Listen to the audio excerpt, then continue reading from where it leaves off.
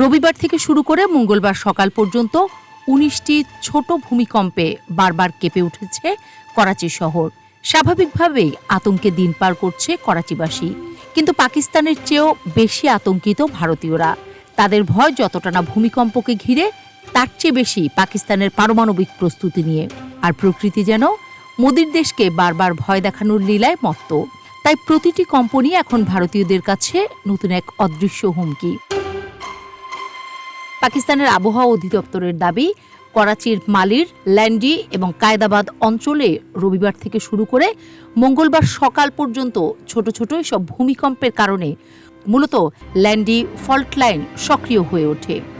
অর্থাৎ বহুদিন ধরে কোনো বড় ভূমিকম্প না হয় এই ফল্ট লাইনে সঞ্চিত শক্তি ধীরে ধীরে বেরিয়ে আসছে। এর ফলে ছোট ছোট কম্পন হচ্ছে, যা ভবিষ্যতের বড় ভূমিকম্পের আশঙ্কা কমাচ্ছে। কিন্তু আবহাওয়াবিদদের আশ্বাসেও যেন ভয় কাটছে না ভারতের।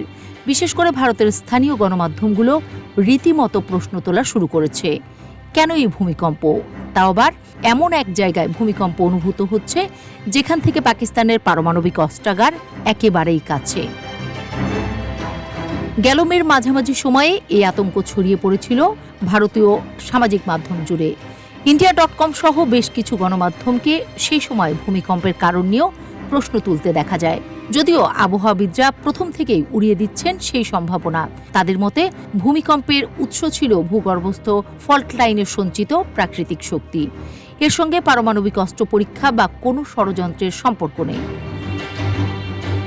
ঘটনার সূত্রপাত গত ২২ এপ্রিল, যখন ভারত নিয়ন্ত্রিত কাশ্মীরের পেহেলগামের ঘটনায় ২৬ জনের প্রাণ হারানোর মধ্য দিয়ে। এ ঘটনায় পাকিস্তানকে দায়ী করে অপারেশন সিঁদুর নামে ৭ মে পাকিস্তান ও পাক শাসিত কাশ্মীরের ৬টি স্থানে বিমান হামলা চালায় ভারত। এরপরই দুই দেশ জড়িয়ে পড়ে সংঘর্ষে। ট্রাম্পের মধ্যস্থতায় ১০ মে দুই দেশে যুদ্ধবিরতি শুরু হলেও ভারতের ভয় যেন কাটছে না। এক একবার পাকিস্তান কেঁপে ওঠে ভূমিকম্পে, আর উল্টো শঙ্কায় ছেয়ে যায় ভারতীয়রা। মার্কিন প্রেসিডেন্ট ডোনাল্ড ট্রাম্পের মধ্যস্থতায় ১০ মে যুদ্ধবিরতি শুরু হলেও ভারতের আতঙ্ক যেন কিছুতেই কমছে না। এই অস্থিরতার মধ্যে বারবার ভূমিকম্পে কেঁপে উঠতে থাকে পাকিস্তান। আর এই নিয়ে ভারতীয় সামাজিক যোগাযোগ মাধ্যম, গণমাধ্যমে শুরু হয় জল্পনা।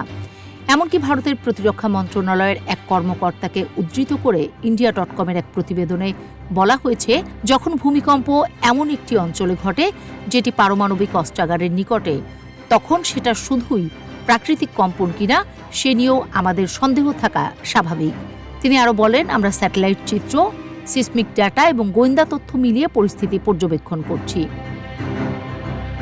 আর পর্যবেক্ষণ না করেই বা কি উপায়? দুই দেশের ভেতর মাত্র ৩ দিন চলা সংঘর্ষে ভারত হারিয়েছে ৬টি যুদ্ধবিমান, যা কেউ কল্পনাতেও ভাবেনি কখনো। এতদিন ধরে ভারত সরকারের পক্ষ থেকে এই দাবি অস্বীকার করা হলে সম্প্রতি ভারতের শীর্ষ সামরিক কর্মকর্তা নিজেই স্বীকার করেছেন যুদ্ধবিমান হারানোর বিষয়টি। পাকিস্তানে হওয়া এক একটি ভূমিকম্প যেন পারমাণবিক অস্ত্রের সমান আতঙ্ক নিয়ে ভারতের ভিত কাঁপিয়ে দিচ্ছে। পুরো দেশ জুড়ে এক অদ্ভুত শঙ্কা, এবারের ভূমিকম্প কি নিছকই প্রাকৃতিক, নাকি এর ছায়ায় লুকিয়ে আছে ভয়ঙ্কর কোনো বার্তা?